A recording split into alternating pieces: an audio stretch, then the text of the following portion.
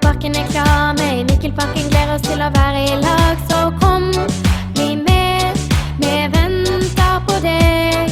Bak sakene kom deg av gårde, her venter nye sprell, også dette håret. Så kom, bli med, nå åpner Topefryd, for det er sommer. Det kribler i kroppen, ja det er sommer. Vi blir helt dør i toppen, du trenger ikke lenger lengte, lenger tid, og det er varmt og godt i Topefryd, alltid varmt i Topefryd.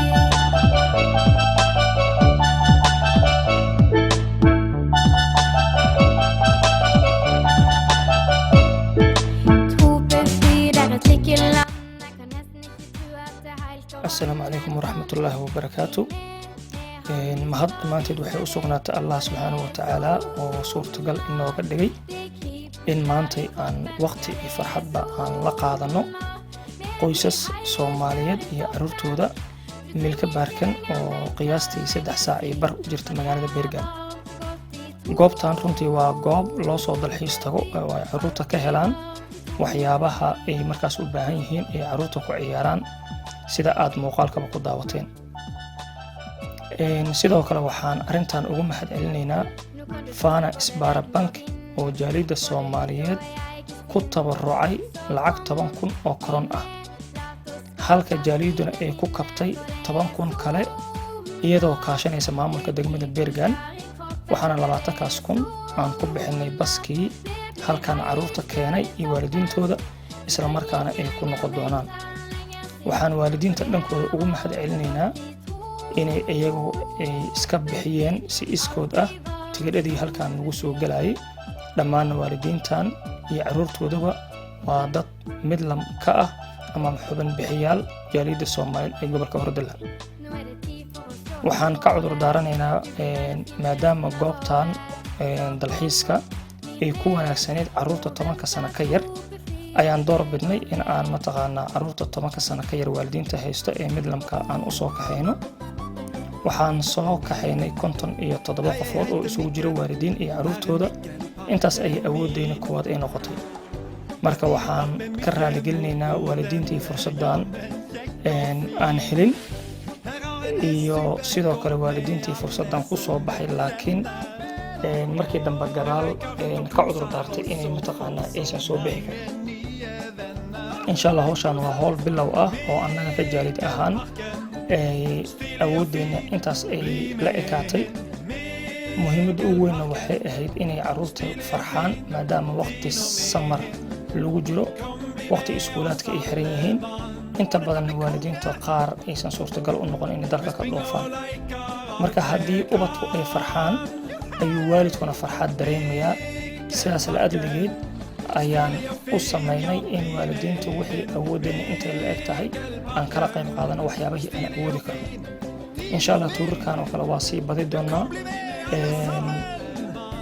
jaaliyaduna inta awoodeyda ay la ekaato ayay hadduu Ilaahay subxaanahu wa tacaala uu ka raali noqdo ay sameyn doontaa waxyaabaha activity-ka u ah ama u noqon kara carruurta, waalidiinta iyo dhallinyaradaba. insha Allah subxaanahu wa tacaala inta ka qayb qaadatay ee hawshan maanta farxadda iyo muuqaalada aad daawanaysaan sida carruurta ay u faraxsan yihiin aad ayay ugu mahadsan yihiin. waxaan mar labaad aan u mahadcelinaa Fana Isbaara Bank iyo maamulka degmada Bergen oo jaalida kala qayb qaatay sidii waalidiintan aan ugu caawin lahayn baska dhaqaalihii ku baxayay oo runtii oo inooga baxay safarkan 20,000 oo koron. intaan iyo in ka badanba jaalida Soomaaliyeed dadkeeda xubno bixiyaasha ah iyo kuwa aan xataa midlamka aanan bixin ama midlamka aan ahaynba way inaga mudan yihiin. annaga ujeedkeena ugu weyn waxaa waa inaan idin adeegno, aan ka shaqeyno wixii danteena guud ay ku jirto. insha Allah subxaanahu wa tacaala waxaan rajaynaynaa inaan tuurarkan oo kale aan badi doono. marka haddii aad midlamka jaalida aad ka mid tahay waa ku mahadsan tahay.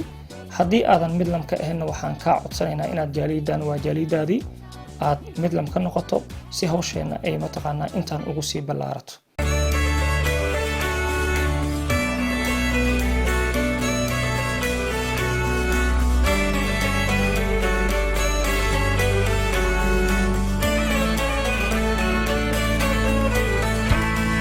Jeg vet en stad, så mitt hjerte nær. Så vakker, så frodig, alt jeg vil ha her. Sjå de buldrende fjella og fjorden så flaumende stor. Da den fineste staden jeg vet om på denne jord. Da Hardanger, da Hardanger.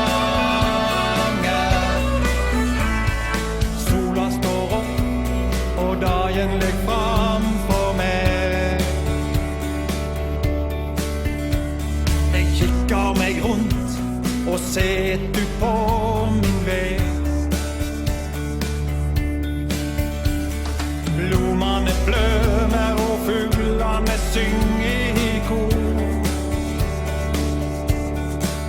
Da den fineste staden jeg vet om på denne jord. Da Hardanger, da Hardanger.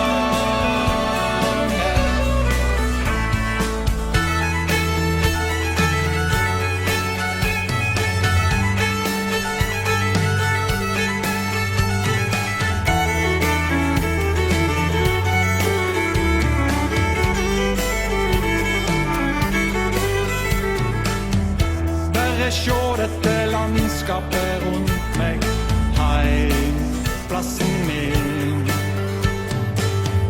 Hjertet fylles med stolthet og glede, det her jeg hører til. Da Hardanger, da Hardanger, da Hardanger, da Hardanger. Bli med og sjå staden som jeg har så kjær. Venner og kjærleik, alt kan du finne her. La oss oppleve sammen magien med fjell og fjord. Da den fineste staden jeg vet om på denne jord. Da Hardanger, da Hardanger, da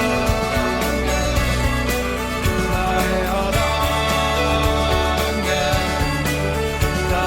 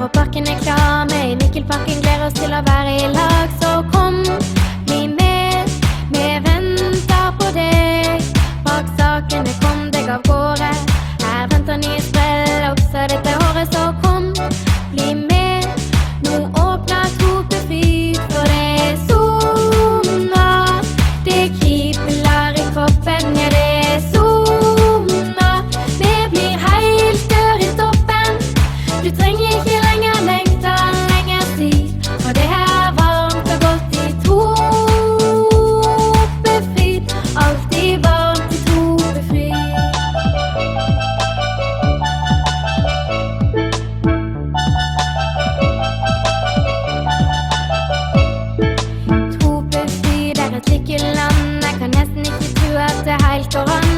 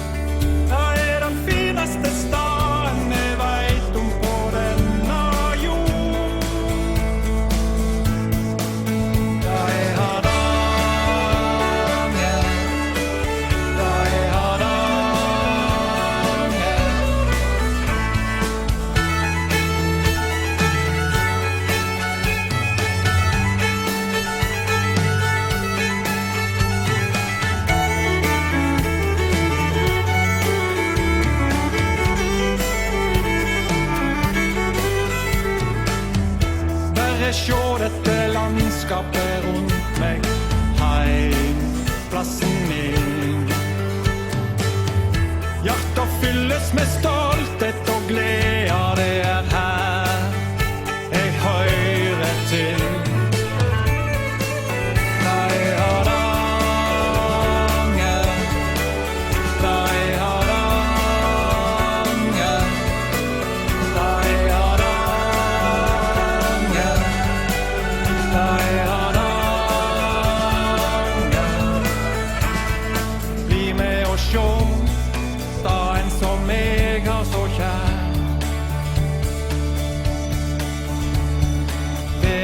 Kjærleik, alt kan du finne her. La oss oppleve sammen magien med fjell og